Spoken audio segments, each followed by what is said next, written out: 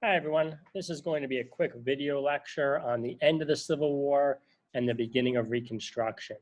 And if you look into your guided notes that you have linked through the Google Doc, I'd like you to take some notes as I go through this. And then there's going to be some follow-up questions that you'll submit through Canvas as a check and some points too as we get into class. So let me get into where we are at the end of the Civil War. That's where we're kind of picking off here. So as this war is grinding down, coming to an end in 1864, slaves are freeing the plantations in the South and heading towards those Union armies, seeing that as salvation. And it creates a pretty big crisis for some of those Union armies of what to do with them. Some were able to join the Union armies and fight with them, but it's a lot of women and children and older people as well. And they were really refugees then. That's how they were viewed, as refugees at that point of the war. And that's tough. Picture Ulysses S. Grant or Sherman trying to fight a war while also trying to care for hundreds of thousands of refugees. That's the situation they were in. And they tried to find a solution. And Sherman is the most famous one for having this meeting with African-American leaders in the South and asking them, what can we do to improve this situation? Because he said, this is impossible. I can't do both, fight a war and care for hundreds of thousands of refugees and escaped former slaves at the same time. And so what they say is, we need land. If you give us land, we can become self-sufficient. And so that's where this phrase 40 acres and a mule comes from, is General Sherman orders, gives these field orders is what they're called. He's pretty much in areas he controls, almost a dictator, just by the nature of the situation. And so he has complete control, and he says, this is what's going to happen, is these large southern plantations controlled by wealthy white Southerners are going to be broken apart, and that land is going to be given to the formerly enslaved people so they can become self-sufficient and manage themselves. And that was partly to help them out of altruism, to try and help these formerly enslaved people, partly just out of necessity for himself. That was the idea. And that's really significant. We'll come back to that more later. But they were going to get land, it seems. We also have the passage of the 13th Amendment in 1865, ending slavery with a few asterisks, which we'll talk about as well. But that's what it is here, is this is the 13th Amendment.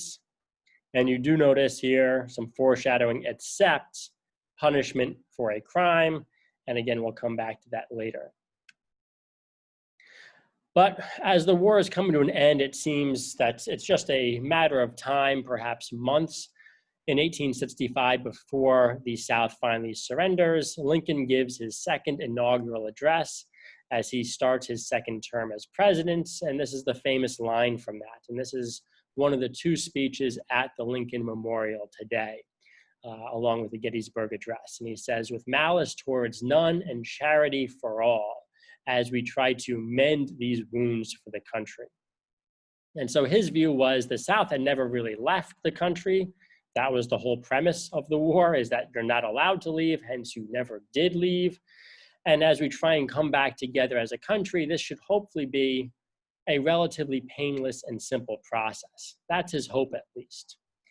That's maybe unrealistic, was never going to work, but it is made much more difficult after the assassination of Abraham Lincoln. That was his plan, that only 10% of voters would have to pledge allegiance to the United States, a really low threshold, in order for him to consider this state back into the Union. But some of the other good things he did is the Freedmen's Bureau, so famous, created in 1865 to try to help those formerly enslaved people. A lot of it's just immediate care. Think of refugee crises you might read about today, of housing, food, medical care. These are all immediate concerns for people who are fleeing their former masters and joining the Union side. That immediate care, and then the thing that becomes most famous for, because it has the most lasting impact, is education, trying to educate these formerly enslaved people who had by law been denied an education for generations. But I think this is a great example of how shocking this is and how uncharted territory this was as well. William Lloyd Garrison, you hopefully remember from last year, he was the most prominent and famous abolitionist, maybe number 2 after Frederick Douglass by 1865. But he had run The Liberator, a newspaper devoted to abolitionism. He had worked on this for decades. In 1865, he shuts it down. He says, mission accomplished. We are done. We have achieved our goal with the 13th Amendment. We're done. We have accomplished what we set out to do. It's over. The battle is fought and won. And we can see with the benefit of hindsight how naive that is, that this switch from a slave society to a free society is not going to be quick or easy. And this battle is far from over white supremacy. But we kind of see how naive perhaps the nation was in 1865 in thinking that this was going to be now an easy process, that the war was over, the war was fought, devastating losses, now we can all relax. And we'll see that's not the case, especially after the assassination of Lincoln, and then his vice president, Andrew Johnson, comes in. And Andrew Johnson's not the right person for the job at this time. He had a lot of dislikes, and some of them seem contradictory. He was against slavery, but also hated blacks. That was not mutually exclusive. Just because you were against slavery, which Andrew Johnson was, doesn't mean you were for equality. He actually thought slavery, he was against it because he thought it was unfair to whites, especially to poor whites, which he was himself when he grew up. Of how can a poor white farmer compete with a slave plantation that has this free labor? And this is the whole debate of moving west, and will the West be slave or free before the Civil War? Of how can we possibly have those homesteaders become successful in those Western states if they're competing with slave plantations? And so he is, although he was loyal to the Union and was against slavery, he is deeply racist. And that is not a good position to be in for someone who is now supposed to be overseeing this most transformative process in all of American history, because he's pretty much completely in charge at this point. And that should not sound right. The president's completely in charge. We have, of course, a system of checks and balances in the United States that you hopefully remember. But the weird part is Congress is not in session at this time. Congress isn't always in Washington, D.C. They're supposed to go home. If they're representing their constituents in New Jersey, they're supposed to live in New Jersey for at least part of the year. So they go home to there. In a crisis, the president can call them back to Washington if they've got to deal with a crisis. But of course, the president is Andrew Johnson, and he doesn't want to give up any of that power. So he does not call back Congress. Instead, he has pretty much complete control over this early stage of Reconstruction. And from our perspective today, he really blows it. His view was to be lenient on the South in a way that is going to really damage opportunities for African Americans in the South. To give amnesty, which means to forgive anyone who is willing to say, we're sorry, pretty much. And Andrew Johnson loved this. He was a poor white who felt like he was always treated badly by the wealthy class. And so he loves having this wealthy Southern class having to come beg him for forgiveness. But he gives these pardons. He does require them to ratify the 13th Amendment, the Southern states. In his mind, slavery is over. But we're going to try to maintain a society very similar to what we had before. The question is, how much are we going to change? We're definitely getting rid of slavery. That is decided by the spring of 1865. Slavery is done. How far towards equality are we going to go? If we're over here with slavery, if we're headed towards equality, in Andrew Johnson's mind, where he'd like America to be is here. Past slavery, but he is definitely not for any kind of equality. He pardons all of the people who ran the Confederacy, who fought against the Union.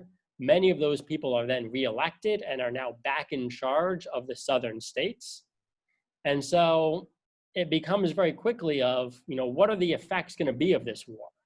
Definitely it's going to be preserving the Union. Definitely it's going to be the end of slavery. But if it's the same people still in charge that ran slavery, will it really be very different?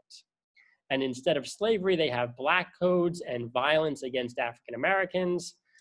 There's tons of examples for this kind of violence. The Memphis Massacre is one of the largest ones. In that one day, 46 African Americans killed. Their churches and schools that were built partly with assistance of the Freedmen's Bureau are destroyed as that Southern plantation class tries to reassert control and set up something very similar to slavery in the South. And Johnson's fine with this. He claims, oh, there's going to be violence. Both sides probably, they're both saying different things. Who knows what happened?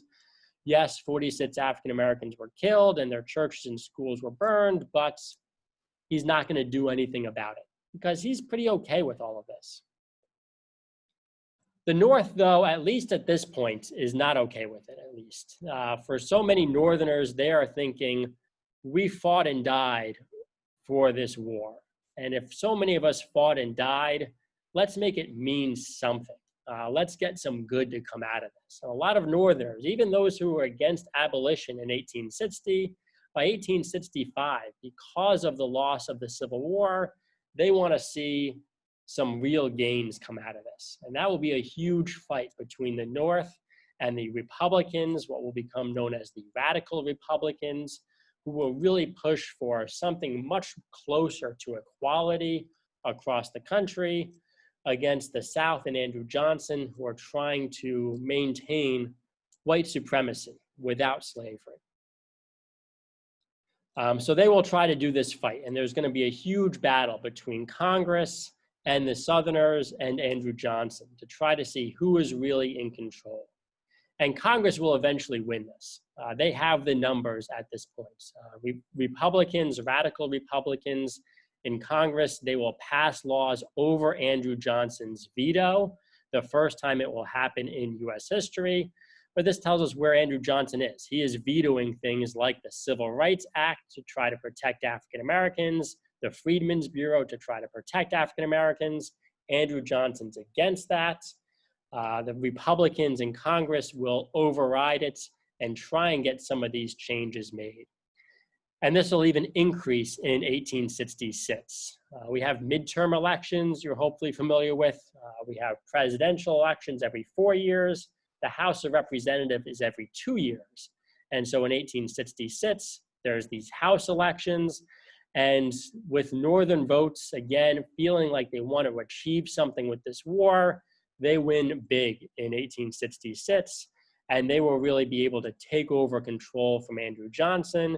And we'll see that second stage of Reconstruction tomorrow, congressional Reconstruction. But we have here again, presidential Reconstruction. To sum it up, Andrew Johnson's views, I think, are summed up best with this phrase he had: the Constitution as it is, the country as it was in 1865. And so the Constitution as it is includes the 13th Amendment. He accepts that, accepts the end of slavery, but the nation as it was. How do we maintain something very similar to what we had before the war in the South and across the United States? That's what Andrew Johnson was pushing for. That's what most Southerners will be pushing for. And we'll continue to see that fight a little bit more tomorrow as we have that battle. Thanks for watching.